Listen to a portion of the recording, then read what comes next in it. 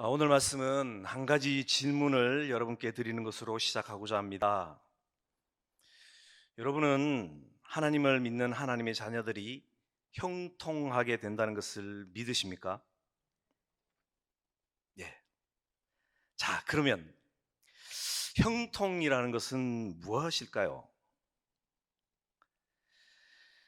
형통이라는 말을 세상 사람들은 정의하기를 모든 일이 내 뜻대로 잘 되어 가는 것이라고 설명합니다.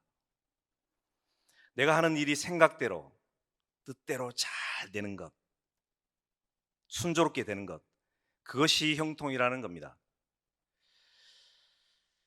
그래서 사람들은 하나님을 형통한다라고 말하면 내가 건강하고 돈도 많이 벌고 하는 일마다 하나님의 은혜로 모두 잘 되어 가는 것이다 라고까지 연관시키기도 합니다. 그럼 하나님께서 우리를 형통하게 하시는 것은 과연 우리가 모두 건강하고 돈 많이 벌어 부자가 되며 세상에서 성공한다는 의미일까요? 그렇지 않습니다. 성경에서 말하는 하나님의 형통은 그런 것이 아닙니다. 이 형통이라는 단어의 히브리어 단어의 뜻을 보면 발전하다, 앞으로 나아가다, 번영하다라는 뜻을 가지고 있습니다. 그리고 하나님이 하나님의 자녀를 형통하게 하신다는 말을 쓸 때 성경에서의 그 의미를 보면 하나님의 자녀로 발전시킨다. 우리를 더욱 믿음의 사람, 구원의 사람으로 만들어 가신다라는 의미가 있습니다. 그래서 우리가 일반적으로 생각하는 소위 일이 잘 되고 순조롭게 풀리는 그런 것은 하나님이 말씀하시는 진짜 형통의 일부분이라는 것입니다. 이 시간 우리는 이 같은 하나님의 형통, 진짜 우리를 형통케 하시는 하나님에 대해서 살펴보고자 합니다. 오늘 우리가 읽은 성경 본문에 등장하는 인물, 그는 요셉입니다. 요셉은 17세의 소년의 나이에 너무나 큰 시련을 겪었습니다. 그는 세겜에서 양을 치고 있는 형들이 잘 있는지 돌아보라는 아버지의 심부름을 갔습니다. 그런데 요셉은 자신을 미워하고 시기 질투하는 형들에 의해 죽임을 당할 위기에 처하게 됩니다. 살기가 가득한 형들에게서 천신만고 끝에 구사일생으로 요셉은 간신히 목숨을 건졌습니다. 그러나 잔인한 형들은 구덩이에서 요셉을 끌어올린 후 살려달라는 동생의 절규를 외면하고 상인들에게 은 20을 받고 노예로 팔아버렸습니다. 그렇게 약 400여 킬로미터의 거리를 짐승처럼 끌려온 요셉은 애굽 바로왕의 친위대장 보디발에게 팔렸고 그 집에서 노예 생활을 시작했습니다. 채색 옷을 입고 아버지로부터 귀한 대접을 받던 아들에서 이제는 삶과 죽음, 모든 것이 주인의 손에 달려있는 하나의 소유물이 되었고 주인의 명령에 무조건적으로 따라야 하는 고달픈 노예의 삶이 시작되었습니다. 그런데 오늘 본문 39장 2절과 3절의 말씀을 보면 형제들로부터 죽임을 당한 뻔하고 짐승처럼 끌려와 남의 집에서 노예 생활을 하고 있는 서럽고 서러운 요셉을 향해 좀 이상한 단어를 사용하고 있는 것을 우리는 볼 수 있습니다. 그것은 바로 형통이라는 단어입니다. 오늘 본문 중에서 이 형통이라는 단어가 나오는 부분을 제가 다시 한번 읽어보겠습니다. 2절, 3절 말씀입니다. 여호와께서 요셉과 함께 하심으로 그가 형통한 자가 되어 그의 주인 애굽 사람의 집에 있으니 그의 주인이 여호와께서 그와 함께 하심을 보며 또 여호와께서 그의 범사에 형통하게 하심을 보았더라 라고 합니다. 여기서 두 번이나 등장하는 형통이라는 말은 제가 서두에 말씀드린 바와 같이 발전하다, 번영하다, 성공하게 하다라는 뜻을 가지고 있습니다. 그래서 이것을 오늘 본문의 말씀에 풀어서 붙여서 쉽게 풀어보면 이렇게 됩니다. 요셉이 보디발의 집에 있는데 여호와께서 요셉을 발전한 사람, 번영한 사람이 되게 하셨고, 주인 보디발은 여호와께서 요셉에게 모든 일에 발전, 번영하게 하시는 것을 보았다라는 것입니다. 그리고 오늘 읽지는 않았지만 같은 창세기 39장 23절에도 이 형통이라는 단어가 나오는데요, 한번 보시기 바랍니다. 23절 말씀입니다. 간수장은 그의 손에 맡긴 것을 무엇이든지 살펴보지 아니하였으니 이는 여호와께서 요셉과 함께 하심이라. 여호와께서 그를 범사에 형통하게 하셨더라. 예, 범사에 모든 일에 형통하게 하셨다고 또 말씀하고 있습니다. 자, 이쯤 되면 우리는 형통하게 하셨다는 말의 의미를 좀 깊게 생각해 봐야 합니다. 요셉의 삶에서 하나님이 그를 형통하게 하셨다는 말씀은 이제껏 단 한 번도 나온 적이 없었습니다. 그런데 창세기 39장에 와서, 즉 요셉이 보디발의 집에 끌려와서 노예 생활을 할 때, 그리고 보디발의 아내의 모함으로 인해 누명을 쓰고 감옥에 갇힌 바로 이때에 하나님이 형통하게 하셨다라는 표현을 3번이나 쓰면서 말 그대로 집중적으로 하고 계시는 것을 우리는 볼 수 있습니다. 하나님께서 요셉을 형통하게 하시는 것은 감사한 일입니다. 요셉이 참 힘든 시기에 하나님이 함께 하셔서 형통하게 하시는 것은 너무나 감사한 일입니다. 그런데 이 형통이라는 단어를 쓰려면 인생의 황금기처럼 성공해서 돈도 많이 벌고 명예도 높아지고 좋은 집에서 떵떵거리며 살 때나, 요셉이 많은 사람들에게 칭찬받고 사람들이 우러러보는 그런 시기, 모든 것이 잘 될 때 사용하는 것이 상식적으로 맞지 않습니까? 그런데 지금 요셉은 가장 어둡고 힘든 시기인 노예의 시기, 그리고 모함으로 억울하게 감옥살이 하고 있는데, 바로 이때에 여호와께서 요셉과 함께 계시고 요셉이 형통하였다라는 말씀을 하시는 그 이유는 무엇일까요? 그것은 우리가 원하고 바라는 형통과 하나님의 형통케 하심이 다르다는 것을 보여주기 위함입니다. 우리가 상식적으로 생각하는 형통, 즉 어떤 일에 번영하고 성공하게 하셨다는 것은 일이 잘 풀리거나 세상에서 출세하거나 성공했을 때 쓰는 말이 아니겠습니까? 어린 시절 엄마는 동생을 낳다가 죽고 형들로부터 죽임을 당할 뻔하다가 겨우 노예로 팔려온 17세 소년 요셉, 남의 집에서 종살이 머슴살이 하면서 살고 있는 요셉에게 이제 하나님은 그를 형통케 하셨다고 말하고 있습니다. 참 우리 하나님 이상합니다. 아니, 처음부터 형들에게 죽임을 당할 뻔한 위기에 빠지지 않게 하시지, 그리고 애굽에 짐승처럼 끌려오지 않도록 하실 수도 있지 않습니까?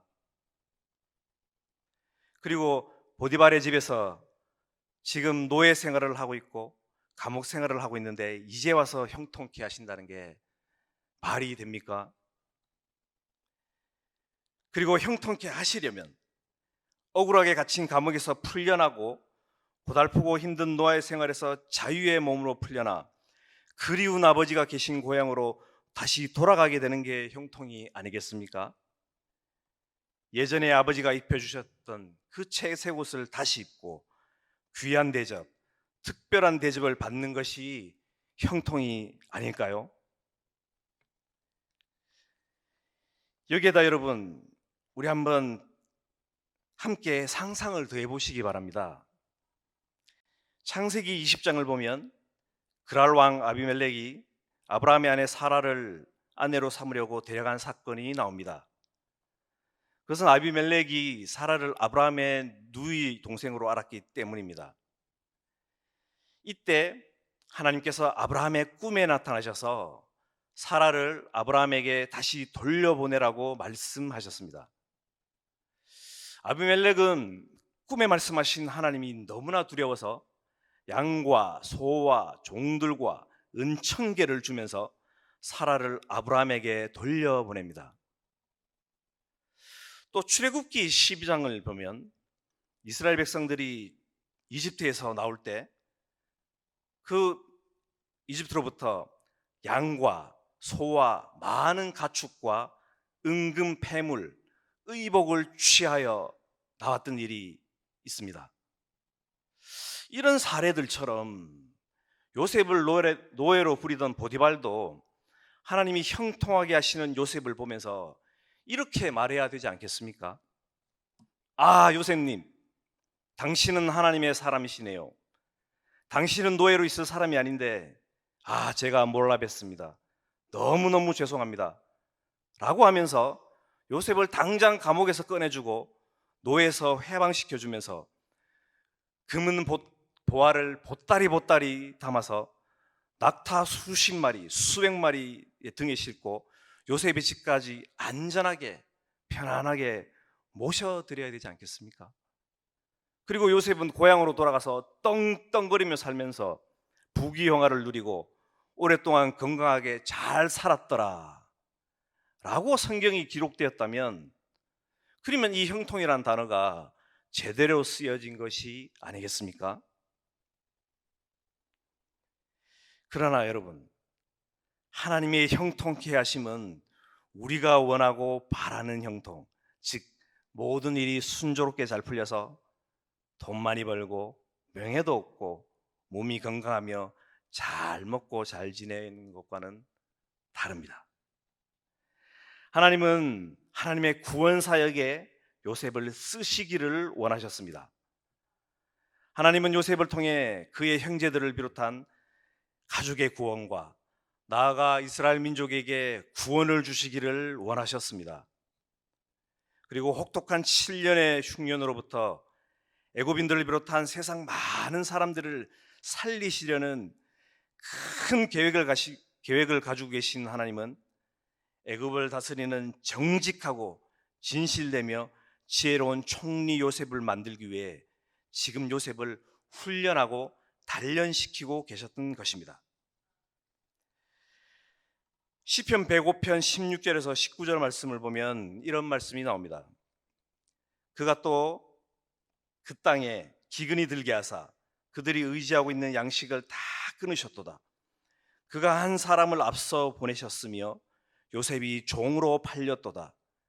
그의 발은 착고를 차고 그의 몸은 쇠사슬에 매였으니 곧 하나님의 말씀이 응할 때까지라. 그의 말씀이 그를 단련하였도다. 하나님은 가나안 땅에 기근이 들게 하셔서 요셉의 가족들이 의지하고 있는 양식을 다 끊어버리셨습니다. 양식이 아닌 하나님 한 분만을 바라보게 하신 것입니다.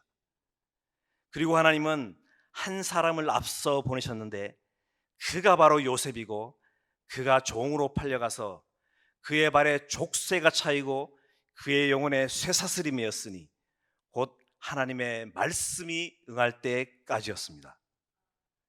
하나님의 말씀이 하나님의 시간에 요셉을 단련하신 것입니다. 이렇듯 하나님께서는 요셉을 하나님의 구원 사역에 쓰시기 위해 요셉의 노예 생활과 힘든 감옥 생활 중에 하나님이 함께 하심으로 형통하게 하는 놀라운 은혜를 주신 것입니다. 이렇게 형통하게 하시는 하나님은 결국 요셉을 애굽의 총리로 만드시고 요셉 한 사람으로 말미암아 온 이스라엘 민족이 극심한 가뭄 속에서도 구원받게 하셨습니다. 뿐만 아니라 하나님을 믿지 않는 이방인, 애굽 사람들까지도 살 수 있도록 은혜를 베푸셨고 주위의 수많은 사람들을 살리도록 하셨습니다. 그렇습니다. 하나님의 형통은 나 한 사람 잘 먹고 잘 사는 데 있지 않습니다. 물론 하나님은 모든 것이 순조롭게 잘 풀리는 형통도 주십니다. 그러나 하나님은 많은 사람을 키우고 살리고 구원하는 일에 우리의 고난과 고통이라는 형통을 쓰시기도 한다는 사실을 우리는 반드시 기억해야 합니다. 우리가 하나님의 형통을 단순하고 단편적으로 오해하는 장면은 구약 성경 역대하에 등장하는 히스기야 왕의 모습에서도 발견할 수 있습니다. 히스기야는 남유다의 14대 왕이며 아하스 왕의 아들입니다. 그의 아버지 아하스는 유다의 가장 악한 왕 중에 한 명이었습니다. 아버지 아하스가 얼마나 악독했던지 하나님을 모시고 섬기도록 지어놓은 거룩한 성전에 하나님을 모시고 섬기는 기구들을 싹 다 치워버렸습니다. 그리고 그 자리에 이방신을 섬기도록 우상의 제단을 만들어 버렸습니다. 또 자신의 자녀들을 제물로 불사르고 산당과 작은 산 위의 모든 푸른 나무에서 우상 제사를 지냈습니다. 하나님의 성전, 하나님의 왕국을 완전히 더럽힌 사악한 왕 아하스. 그는 결국 왕이 죽으면 당연히 묻혀야 할 왕릉에도 묻히지 못하는 신세가 되었습니다. 이런 악한 왕, 영적으로 타락한 왕 아하스의 뒤를 이어 히스기야가 왕이 되었습니다. 그는 악한 왕이었던 아버지 아하스의 길을 따르지 않았습니다. 히스기야는 그의 조상 다윗을 본받아 아버지 앞에서 옳은 일을 행했습니다. 종교개혁만이 살 길이라고 생각하고 부패하고 타락한 나라를 개혁했습니다. 그래서 그는 왕위에 오르자마자 하나님이 보시기에 좋은 일들을 행했습니다.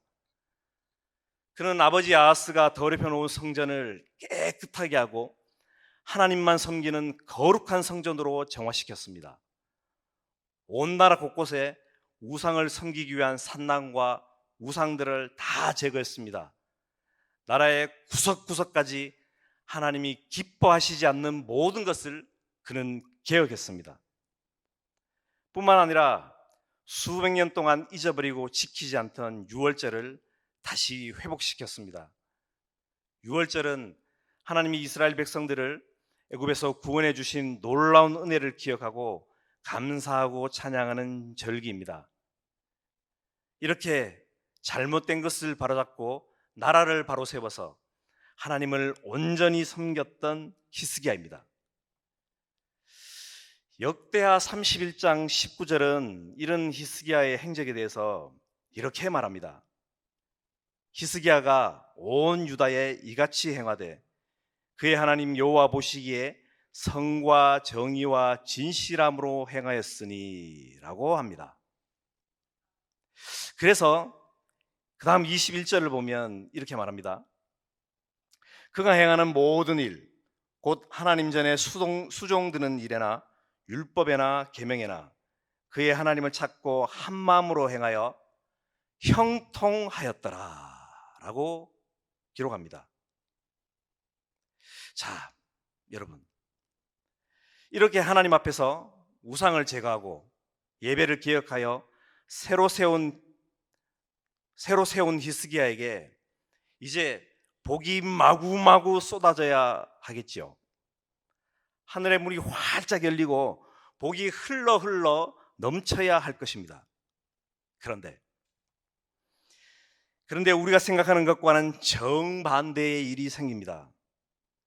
히스기야 왕에게 엄청난 위기가 닥칩니다.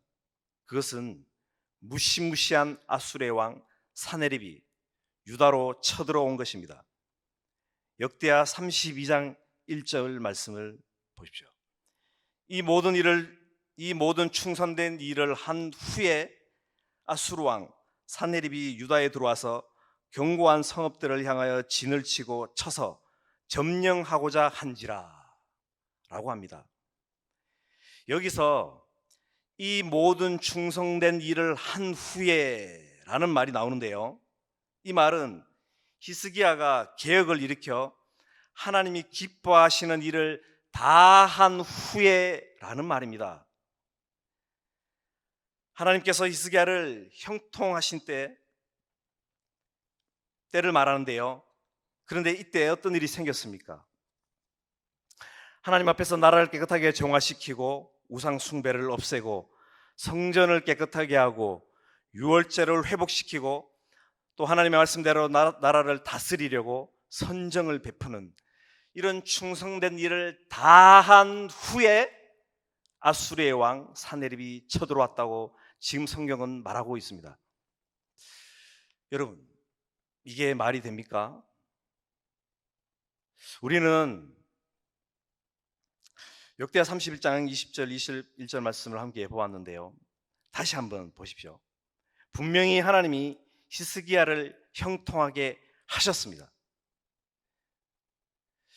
아니, 하나님의 말씀대로 살고 온 나라를 깨끗하게 하고 성과 정의와 진실함으로 살았는데 모든 일에 하나님을 찾고 한 마음으로 행하여 형통하게 하셨다면 나라에 전쟁이 없어야 하는 것 아니겠습니까? 나라가 평안하고 백성들은 잘 먹고 잘 살며 온 나라가 평화롭기만 해야 되는 것 아닙니까? 사랑하는 여러분, 사람들은 오해를 합니다. 하나님께서 형통하게 하신다는 말씀을 오해해서 이 땅에서 전쟁도 없고 사건 사고도 없이 조용하고 내가 잘 먹고 부자 되어야 한다, 잘 살아야 한다라고 형통을 오해하는 것입니다. 그러나 하나님의 형통은 그런 것을 훨씬 뛰어넘습니다. 하나님은 요셉과 히스기야를 통해 하나님의 구원을 이루고 싶어 하셨습니다. 그래서 하나님은 요셉과 히스기야에게 시련과 고난의 형통을 허락하시고 그것을 통해 진정한 하나님의 사람으로 예수 그리스도의 제자로 만들고 가고자 하셨습니다.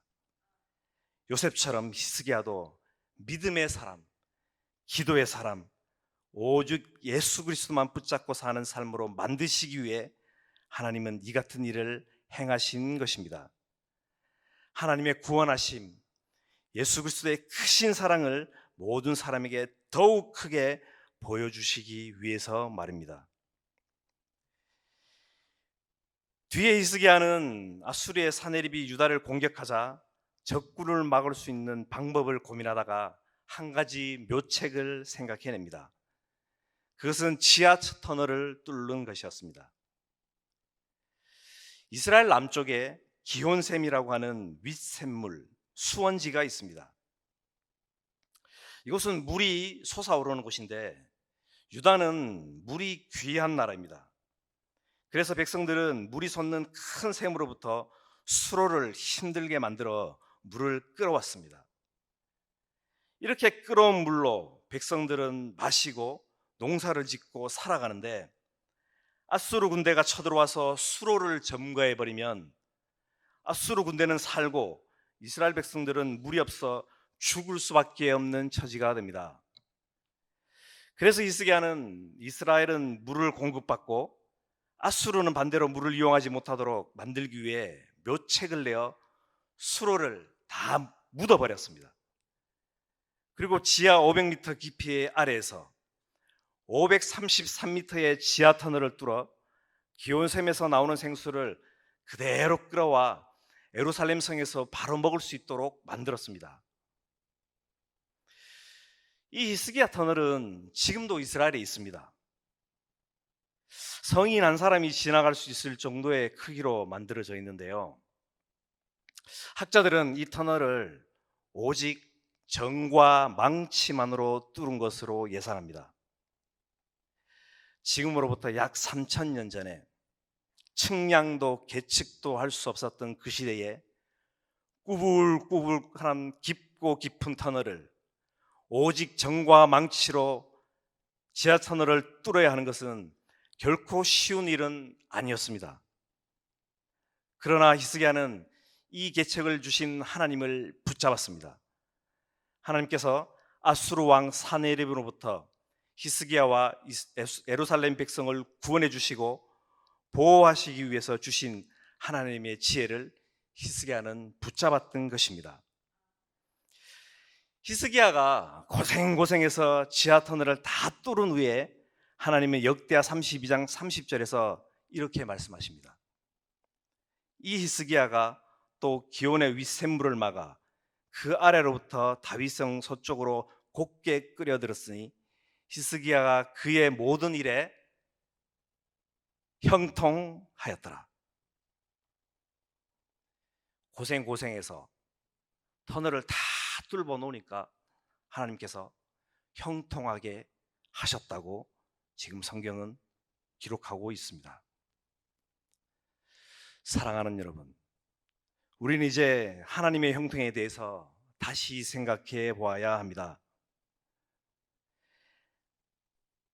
하나님이 우리에게 주시는 형통에 대한 절정, 클라이막스는 바로 예수님의 형통입니다. 이사야서 52장 13절을 보면 고난받는 종, 우리 주 예수 그리스도에 대한 메시지가 나옵니다. 보라, 내 종이 형통하리니 받들어 높이 들려서 지극히 존귀하게 되리라 라고 합니다. 고난당하는 종이 많은 사람을 위해 스스로 고난의 길을 선택했기 때문에 그가 형통한 자가 되고 받들어 높이 들려서 지극히 존귀한 자가 되었습니다. 이 본문의 말씀은 예수님에 대한 말씀인데, 예수님이 이 땅에 사람의 모습으로 오셔서 사람에게 멸시를 받으시고 침뱉음을 당하시고 채찍을 맞으시며 십자가에 못 박혀 죽으신 일이 형통한 일이라고 지금 성경은 말하고 있습니다. 그리고 그 일, 그 고난의 길을 예수님께서 가셨다는 것입니다. 예수님은 우리를 위해 십자가에 못 박혀 죽으시고 고난받으신 것, 그것을 자신의 형통이라고 하셨습니다. 그분의 살이 찢기고 고난받고 죽으심을 통해 우리가 살기 때문입니다. 자신이 비참하게 수치스럽게 죽으셔야만 우리에게 구원을 주실 수 있기에 하나님은 예수님의 고난과 죽음을 형통이라고 하신 것입니다. 사랑하는 여러분, 바울 사도는 빌립보서 2장 9절에서 11절 말씀을 통해서 이렇게 말합니다. 이러므로 하나님이 그를 지극히 높여 모든 이름 위에 뛰어난 이름을 주사 하늘에 있는 자들과 땅에 있는 자들과 땅 아래에 있는 자들로 모든 무릎을 예수의 이름에 꿇게 하시고 모든 입으로 예수 그리스도를 주라 시인하여 하나님 아버지께 영광을 돌리게 하셨느니라. 예수님께서 자기를 낮추어 이런 비참하고 잔인한 죽음을 통해서 이루신 형통으로 말미암아 하나님이 예수님을 크게 높이셨다고 말합니다. 예수님의 형통의 죽음으로 말미암아 세상 모든 자들이 예수의 이름에 무릎 꿇고 모든 입으로 예수 그리스도를 주라 시인하게 하시고 하나님 아버지께 영광을 돌리게 하셨습니다. 사랑하는 여러분, 하나님은 우리를 형통하게 하십니다. 그러면 하나님의 형통은 무엇입니까? 이 땅에서 건강하고 부자가 되며 모든 일이 잘 되는 것, 그것 하나님의 형통 맞습니다. 하나님은 우리를 잘 되게 해 주시는 분이 맞습니다. 그리고 하나님은 사람을 살리시고 키우시고 고치시기 위해 우리를 예수님의 제자로 만들어 영혼을 구원한 일을 감당하게 하시기 위해 고통과 고난이라는 또 다른 형통도 주십니다. 그래서 하나님의 형통은 결국 하나님의 구원입니다. 그것은 예수 그리스도를 통해 주시는 영원한 생명입니다. 예수 그리스도 안에 주시는 하나님의 부름의 상입니다. 그러므로 사랑하는 여러분, 하나님의 자녀로서 우리를 늘 형통하게 하시는 그 구원의 하나님을 바라보면서 세상에서 잘 되는 것, 그것을 뛰어넘어 모든 것을 협력하고 선을 이루시는 하나님, 그리스도 안에서 우리를 늘 형통하게 하시는 예수 그리스도를 붙잡고 예수 그리스도를 힘입어 오늘도 주 안에서 승리하시는 인생들 되시기를 주님의 이름으로 축원드립니다.